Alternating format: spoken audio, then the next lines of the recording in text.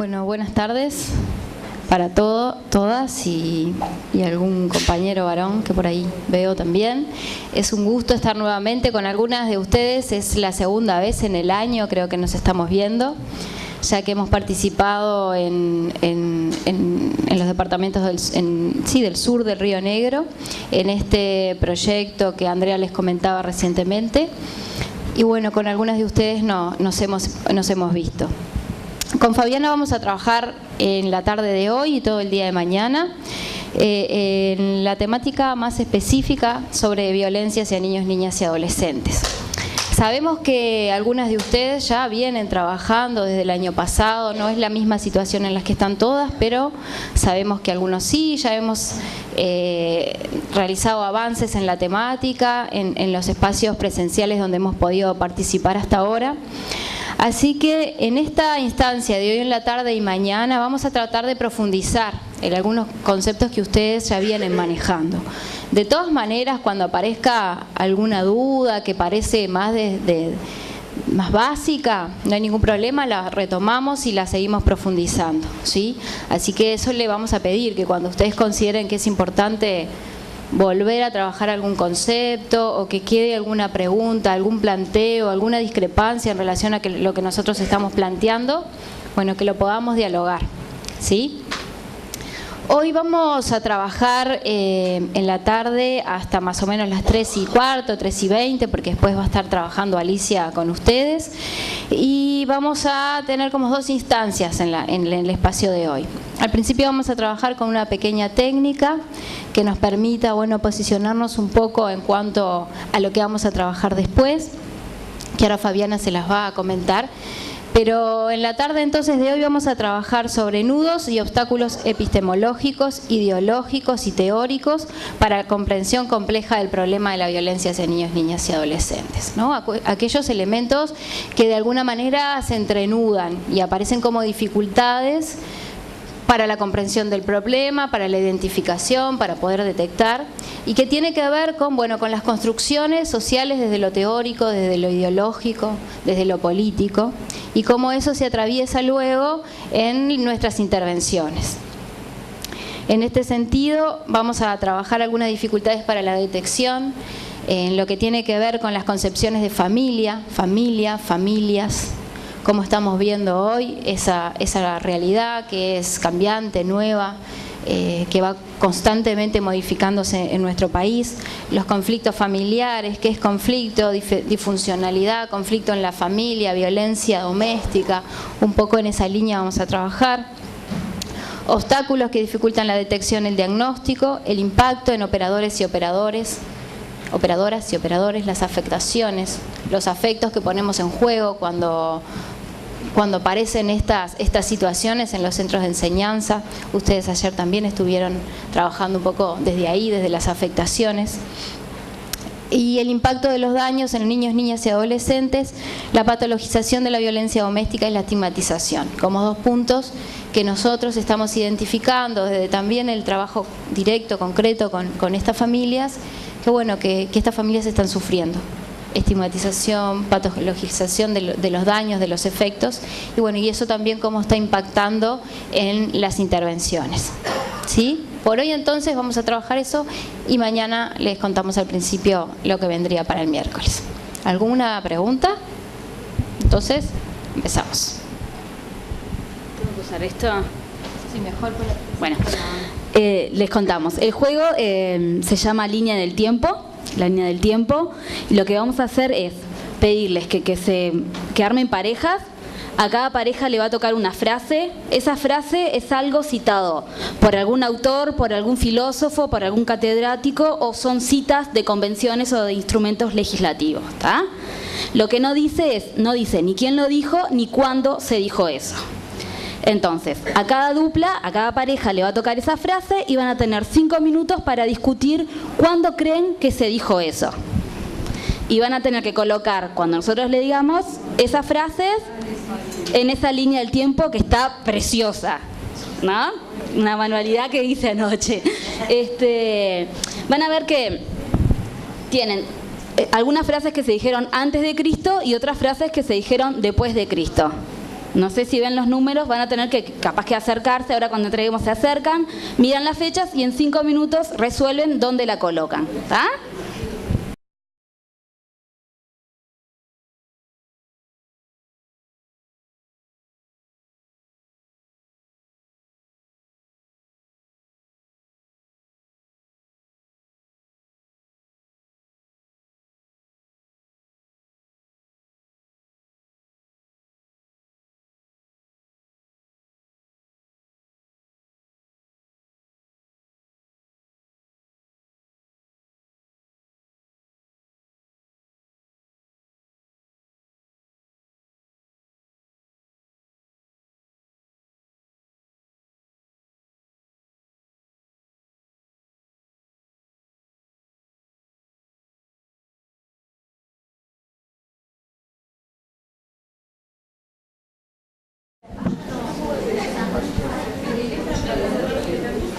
Bueno, vamos viendo a ver cómo nos ha ido y capaz que inventamos un sistema de premiación si se invocó a... Les leo una de las frases. A ver a quién le tocó esta. Existe un principio bueno que ha creado el orden, la luz y el hombre, y un principio malo que ha creado el caos, las tinieblas y la mujer. ¿A quién le tocó? A las compañeras. ¿Dónde lo colocaron? ¿En qué época? Antes de Cristo, es el cartelito azul que está como tercero en la línea. Nos pareció que era o de Platón o de Aristóteles o de Sancho en realidad. Bien. Apoya, se apoya. Bien. Pitágoras, siglo V antes de Cristo. Bien.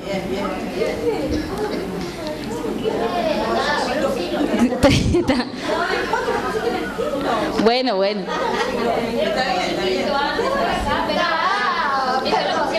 Sigo con otra. Violó una nena de 11 años y ahora se casó para no ir preso. Él tenía 21 años, ella ya tiene 13 y de la relación fue madre de un varón. Ella había dado su consentimiento para las relaciones sexuales. El caso fue considerado como violación por la edad de la menor. Ustedes.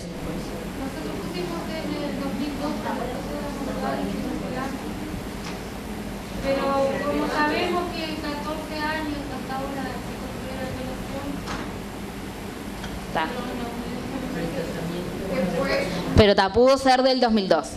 Es una nota del diario El Clarín del 18 de noviembre de 1994. Voy a otra. Los Estados partes adoptarán todas las medidas legislativas, administrativas, sociales y educativas apropiadas para proteger al niño contra toda forma de perjuicio o abuso físico o mental, descuido, trato negligente, malos tratos o explotación, incluido el abuso sexual, mientras el niño se encuentre bajo la custodia de los padres, de un representante legal o de cualquier otra persona que lo tenga a su cargo. ¿A quién le... Sí, ahí va. 1990, Convención de Derechos del Niño, artículo 19. Bien. Un hombre podría hacer lo que quisiese con sus hijos, pues no nos desprendemos de nuestra saliva, de los piojos y de otras cosas que no sirven para nada y que sin embargo son engendradas y alimentadas incluso en nuestras propias personas. Pues antes de la conversión. Bien, aplausos a las compañeras. Sí.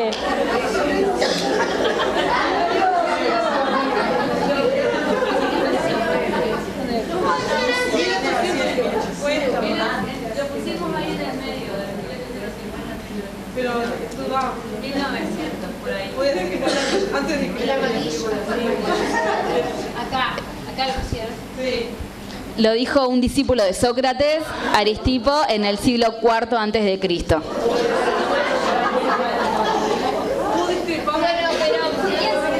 Quizás se pueda pensar acá. ¿Pero creen que no se puede haber dicho por estas épocas? Hay frases que suenan a la que Eso va la ciencia de la concepción. A los perros locos les damos un golpe en la cabeza. Al buey fiero y salvaje lo sacrificamos. A la oveja enferma la degollamos para que no contagie al rebaño. Matamos a los engendros, ahogamos incluso a los niños que nacen débiles y anormales. Pero no es la ira, sino la razón la que separa lo bueno de lo malo. ¿A quién le tocó? ¿Quién le tocó?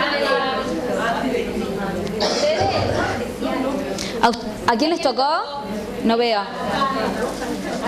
A ustedes. ¿Dónde la pusieron?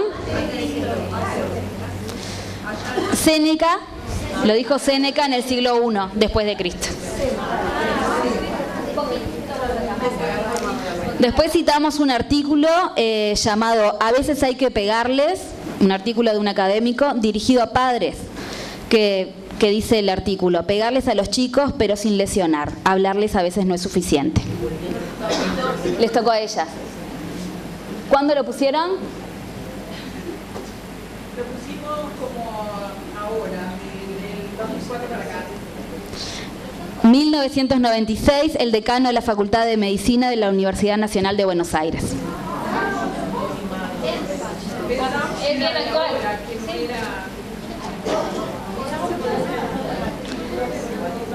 Al legislador prohíbase... perdón. Sí, es bien actual. Es bien actual.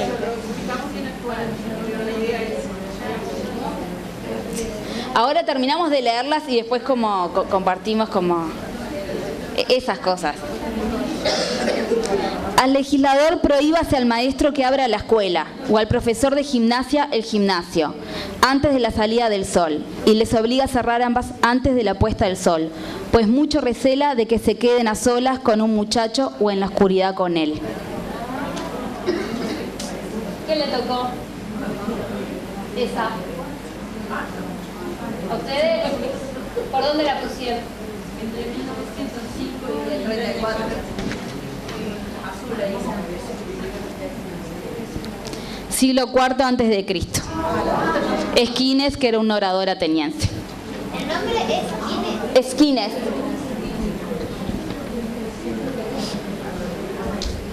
Los casos de intentos de violación y los actos eróticos contra los niños o contra jovencitas, denominados en términos legales atentados contra el pudor, son extremadamente frecuentes en los centros densamente poblados e incluso en las zonas rurales, por lo que es importante reconocer la naturaleza de estos designios criminales.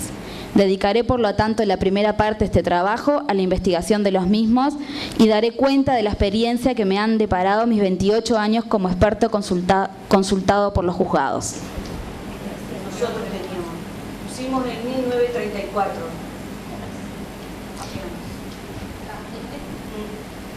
1856, Tulmuch, que era un profesor de medicina y farmacia de Francia.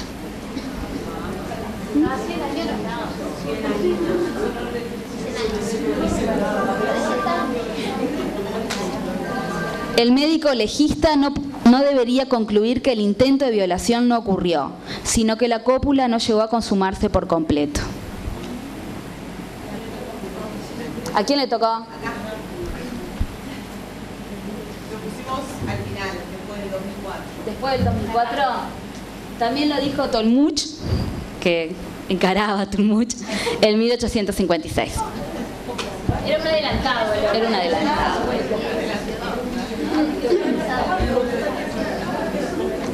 Paréceme cierto que nuestros niños están expuestos a ataques sexuales mucho más a menudo de lo que uno supondría, por los escasos desvelos que ello causa a los padres.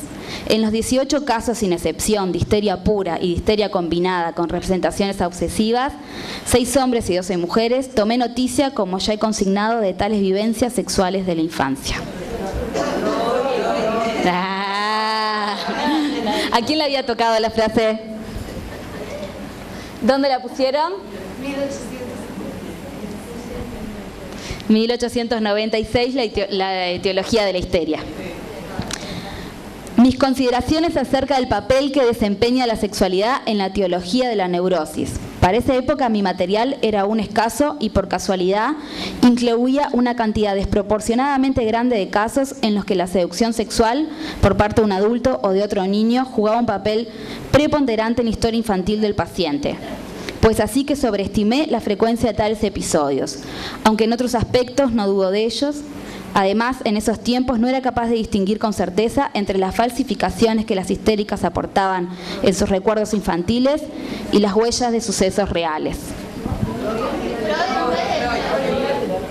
¿A quién le tocó? ¿Dónde lo pusieron? Entre 1895 y 1905. Sí, 1905. El mismo Freud, ¿no?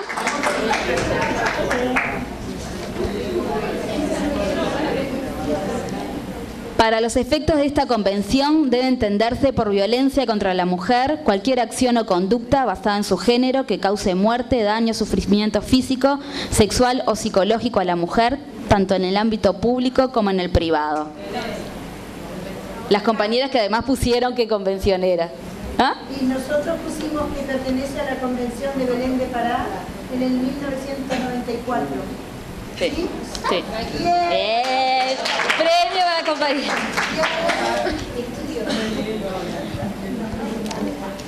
Constituye violencia doméstica toda acción o omisión, directa o indirecta, que por cualquier medio menoscabe, limitando ilegítimamente.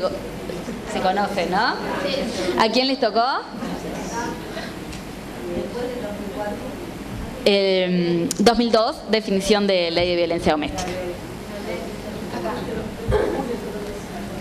El Estado tiene la obligación de proteger especialmente a los niños y adolescentes respecto a toda forma de abandono, abuso sexual o explotación de la prostitución, trato discriminatorio, hostigamiento, segregación o exclusión en los lugares de estudio, esparcimiento o trabajo. Explotación económica, cualquier tipo de trabajo nocivo para su salud, educación o para su desarrollo físico, espiritual o moral. Tratos crueles, inhumanos o degradantes. ¿Dónde lo pusieron? Sí. Ahí va. Artículo 15. ¿Sabían el artículo? Ah, bueno, eso es como una categoría. Artículo es como una categoría aparte. Ah, muy bien. Muy bien. Artículo, eso pasó a otra categoría. Brillante.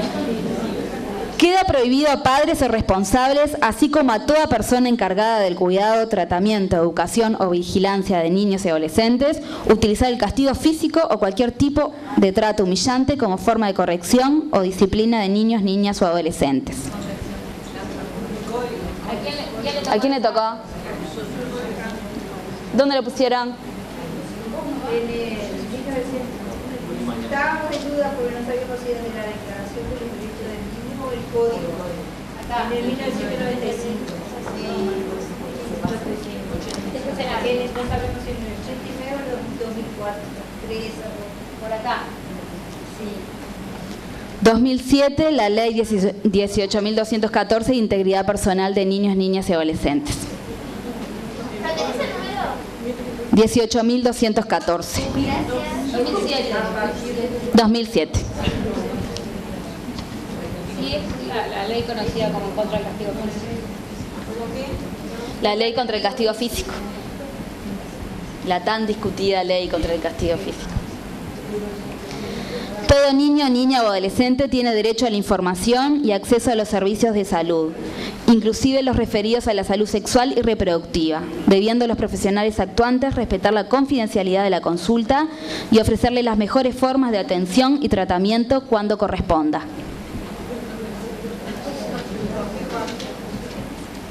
Sí, Código de la Niñez, artículo 8. Todo niño, niña, adolescente goza de los derechos inherentes a la persona humana. Tales derechos serán ejercidos de acuerdo a la evolución de sus facultades y en la forma establecida por la Constitución de la República, los instrumentos internacionales. En todo caso, tiene derecho a ser oído y a obtener respuestas cuando se tomen decisiones que afectan su vida. De 90-94 estábamos parecidos al que por ejemplo la convención, de la convención código. Claro. Este artículo es del Código de la Niñez. Los padres tienen la facultad de corregir moderadamente a sus hijos y cuando éste no bastare, podrán ocurrir aún verbalmente al juez, competente para su internación en un establecimiento destinado a ese objeto. El juez, atendiendo las circunstancias del caso, dispondrá lo que estime conveniente.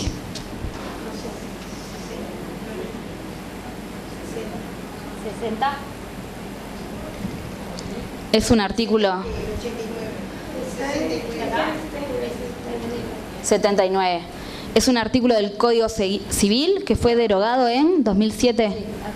Recién en 2007. Luego de la convención, luego del Código. El matrimonio del ofensor con la ofendida extingue el delito o la pena en su caso, tratándose de los delitos de violación, atentado violento al pudor, estupro o rapto.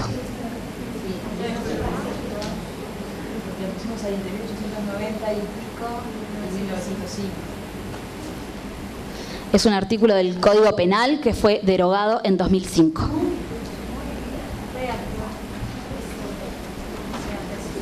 Cometen incesto los que, con escándalo público, mantienen relaciones sexuales con los ascendientes legítimos y los padres naturales reconocidos o declarados tales, con los descendientes legítimos y los hijos naturales reconocidos o declarados tales, y con los hermanos legítimos. Sí. A mí me pareció que eso venía ya desde antes de Cristo, por la concepción del incesto. De esa manera lo puse allí abajo, arriba, arriba. Es nuestro Código Penal. Vigente. Sí. Para que sea incesto, está dentro de la casa y nadie lo ve. No. Capaz que... Ahí va. Yo pensé que ya había cambiado. No. ¿Qué les queda como de este ejercicio de viaje en el tiempo? ¿Sensaciones? No sé, hay una mano, mira. Es que hay cosas que como parecen como que fueran actuales, ¿no? Es como que hay cosas que todavía siguen vigentes. Y hay cosas vigentes que me parece que no tendrían que estar, ¿no? Es como la sensación de... como que se mezclan, ¿no? Si bien son frases extraídas de convenciones, sí, de situaciones como legales, algunas parece que tendrían que haber caducado, ¿no? Es un poco lo que hemos estado hablando. Un poco lo que hemos estado hablando y hemos estado reflexionando, ¿no? Toda una parte estructurada que ha quedado como arcaica, que no ha tenido como evolución y como políticas sociales que van por encima y como desfasajes, ¿no? Cosas que son tan antiguas, parece que resuenan en la actualidad, ¿no? Y cosas actuales que uno dice, no podrían estar siguiendo tan vigentes así. No sé, eso es lo que me pasa a mí.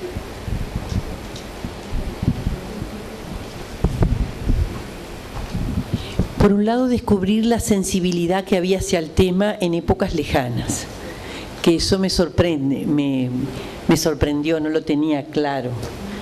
Cómo la temática estaba instalada con una gran sensibilidad y con valores que podríamos decir actuales, como un cierto anacronismo de esa parte. Y por otro lado, lo que la compañera plantea, ¿verdad? De qué manera se mantienen en el tiempo valores que van justamente contra los derechos de las niñas, los niños y los adolescentes, y que tienen que ver con las prácticas. Y esto último, creo que el final fue terrible, ¿no? El tema del incesto, porque eso es actual, está vigente.